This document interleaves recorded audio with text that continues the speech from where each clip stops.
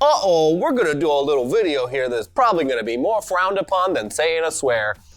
But we feel like it's important to talk about this stuff because of everything that's been going on for the past week or so, and just, bring everyone up to speed with the news that's been coming out. Because it's honestly kind of hard to keep track of all this unless you're totally into the idea of just torturing yourself on purpose by attempting to follow along as this shit continues to happen. There's just so much of it, and it never stops. And yeah, you already know where we stand on Trump in general. 2 thumbs down. Yeah.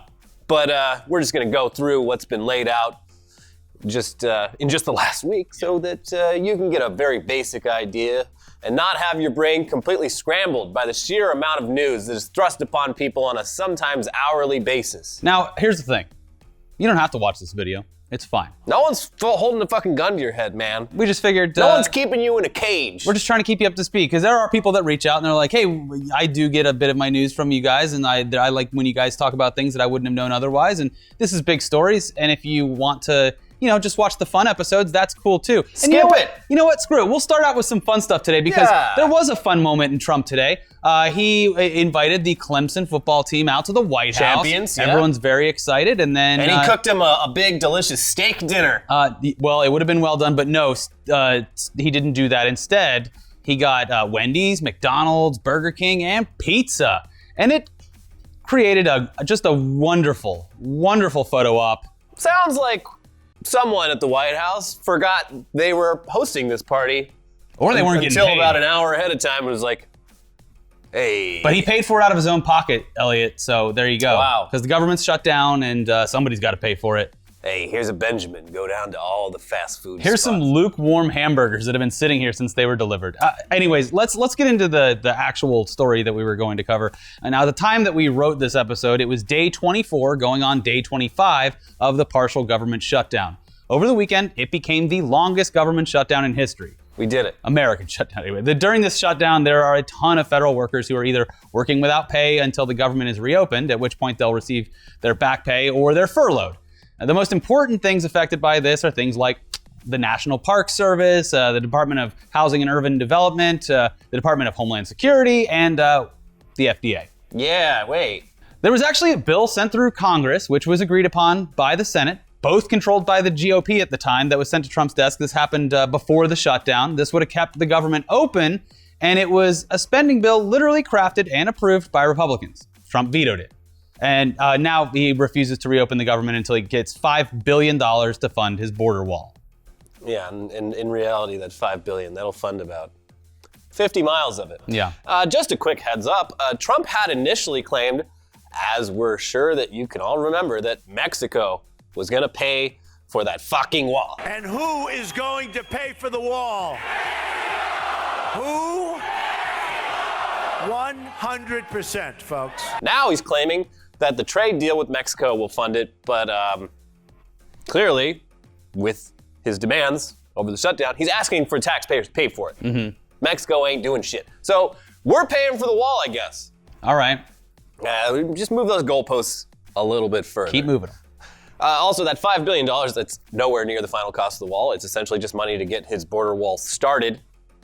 The estimates for how much a wall along the southern border would cost range from anywhere between $20 billion and $70 billion. It's a lot. Yes. Last Tuesday, the president addressed the nation. That was a weird one. He basically just repeated everything he'd already been saying over the holiday break and continuing into the new year. Yeah, what was the point of that? Anyway, Democrats in the House, which they now control by a majority, attempted to reopen the government by passing the same spending bill, the one we just mentioned, that both House and Senate Republicans had voted in favor for just weeks prior, but that was also turned down by the Senate. They've moved the goalposts. Who loved it when it was theirs. Anyway, yeah, so we're at a stalemate. Democrats and a few Republicans actually want the government to open back up again for business, but they're also refusing to fund Trump's border wall. Trump refuses to sign anything that doesn't include border wall funding, so... That's where we're at. An old Mexican border wall standoff. Yeah. The idea to declare a national emergency to fund the border wall had been floated, but in general, both parties agreed that doing so would be a bad idea. Yeah, the best analysis of that I heard was like, someone in the White House was like, wait, if we set a precedent for this, like, a hypothetical President Bernie Sanders could 4 years from now do a national emergency to like impose full-on socialism. So we can't do that. Or a national emergency about climate change. No. So multiple meetings have been had, and we're still in the same spot that we've been in for weeks. They just end with no progress, and the only discussion afterwards seems to be whether or not Trump pounded the desk and stormed out of the meeting, or politely said, bye-bye. That's what he claims.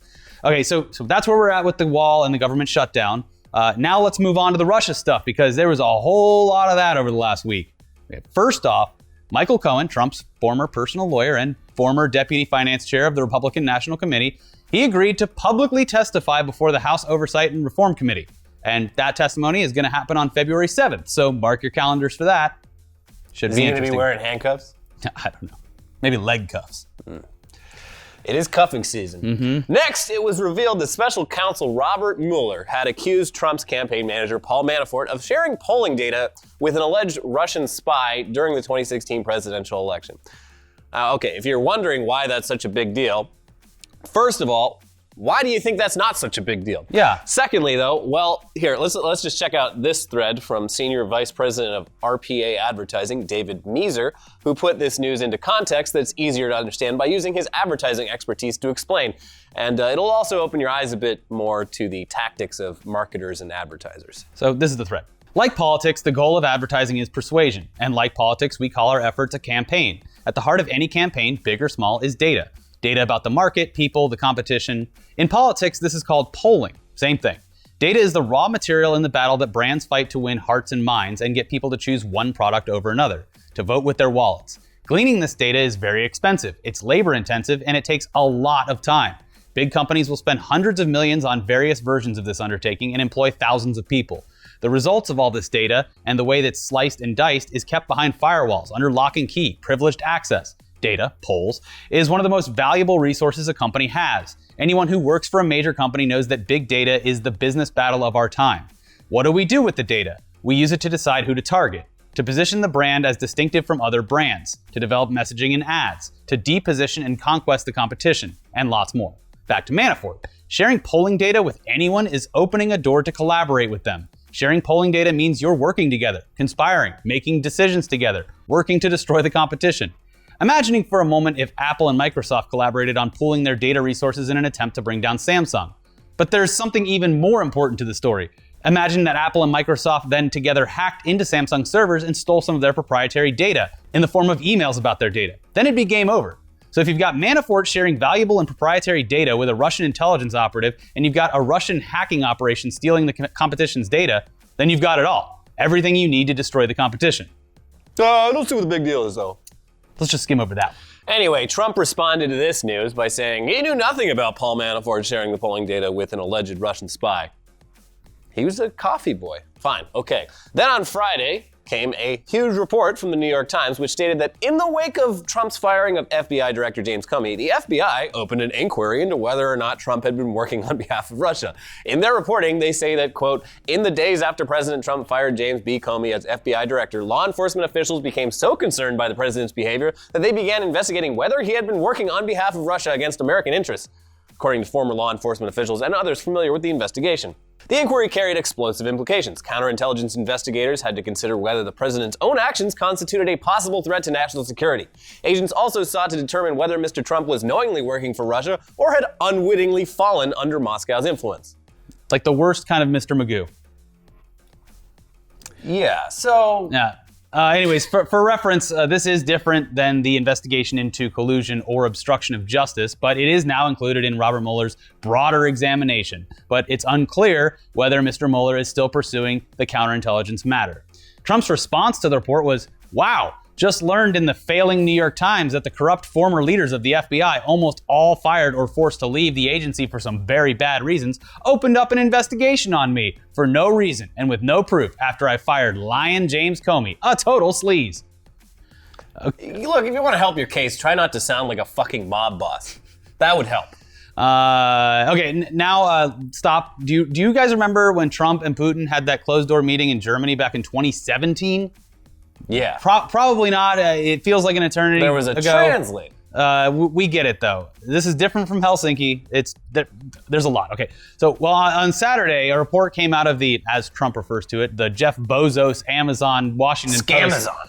A report came out from that outlet that Trump concealed details of his face-to-face encounters with Putin from senior officials within his own administration, going so far as to take possession of the notes from his own interpreter and instructing them not to discuss what had transpired with other administration officials. That's his administration. Again, there's step one is don't look shady. Step two is don't be shady. But when asked about Russia having some sort of sway over him, his response was, I never worked for Russia, and you know that answer better than anybody. Not only did I never work for Russia, I think it's a disgrace that you even asked that question because it's a whole big fat hoax. It's just a hoax.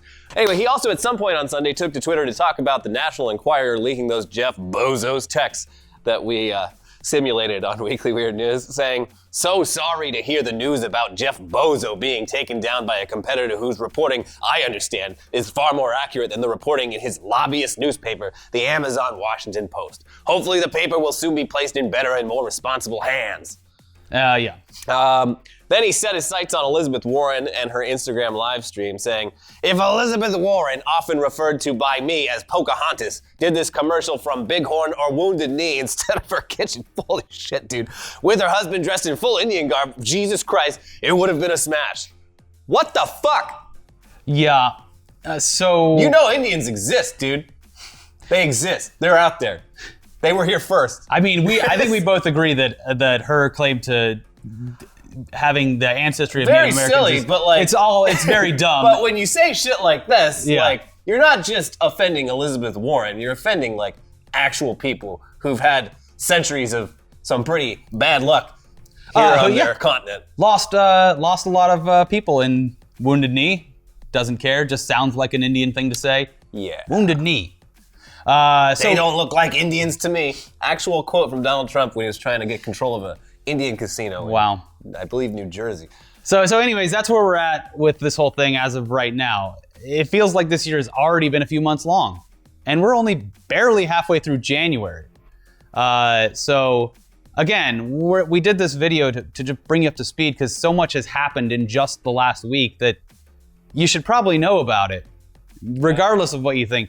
Please, we're just commentating on this and sometimes giving opinions on it. So go look up all of this stuff on your own. Do your own research and just be mindful of it, okay? But in the meantime, we can laugh about him serving the Clemson football players lukewarm burgers from Burger King and soggy room temperature fries. Presenting them if they want some dipping sauce, giving them a silver gravy boat filled with barbecue sauce and honey mustard. Giving each player a handful of quarters to go use on have fun on the White pinball House machines. skee ball machines. Yeah. But if you want to take your mind off of all of this and focus on something crazy for different reasons, surprisingly today, we've already told you about the Netflix documentary about Fire Festival. Well, today, Hulu dropped their own Fire Festival documentary, which No warning. I watched it, and it's awesome. It's a great documentary. It's everything that I would hope that the Netflix one would be. But also, they actually do interview Billy McFarland throughout this whole thing, and it's basically him. It feels like you're in the room where he's getting scolded by his parents. It does a great job of not only covering Fire Festival, that's actually, in the grand scheme of things, a smaller part in this whole documentary about how this dude has been a scam artist his entire life. They talk about the credit card. Oh yeah, they talk about everything in this. The black card. And the biggest thing of all is at the end, I don't think we can even recommend the Netflix documentary version of this anymore because at the end, It's compromised. it's compromised because they show that the Netflix documentary is actually being done and produced by the marketing company that was working with Fire Festival, and that marketing company belongs to famed meme stealer, Instagram celebrity Fuck Jerry. Yeah, fuck him. So one of their old employees is actually involved in the Hulu documentary and talks about all of this. And then at the end, it's just like, there are now 2 documentaries about this being released. The Netflix documentary, produced in part with Vice, was done with the marketing company that did Fire Festival. And also, even if it is, on the level, which I'm sure it will be, Seems like a conflict of interest to me. even if it is that, I can't imagine that it's going to be that much different from this one. It's just going to be like watching the same thing twice. So if you want to watch a Fire Festival documentary right now, It's on Hulu, and it's damn good. Well played, Hulu. Yeah, way to go. Beating Netflix at their own game. Mm-hmm. Anyway, if you want to read more about this Donald Trump madness, for some reason, if you wanna torture yourself without inflicting physical pain, there's links to all of our sources down in the description. And if you want to not do that, maybe go watch Weekly Weird News and the latest episode of Idiots Watching Anime. If you got a little pocket change, join the club. don't Join the member spend it club. at McDonald's or Wendy's. Spend it on our Patreon or our YouTube membership. You get a fun little emote. Check that out. Yeah, if you want to see those bozos text messages, Weekly Weird News starts out with pretty much a revival of creepy text theater for the first couple minutes. I love you, alive girl. Alive girl. And we love our alive viewers. Mm-hmm. Thank you for bearing with us on this Trump episode. Bye-bye. Bye-bye.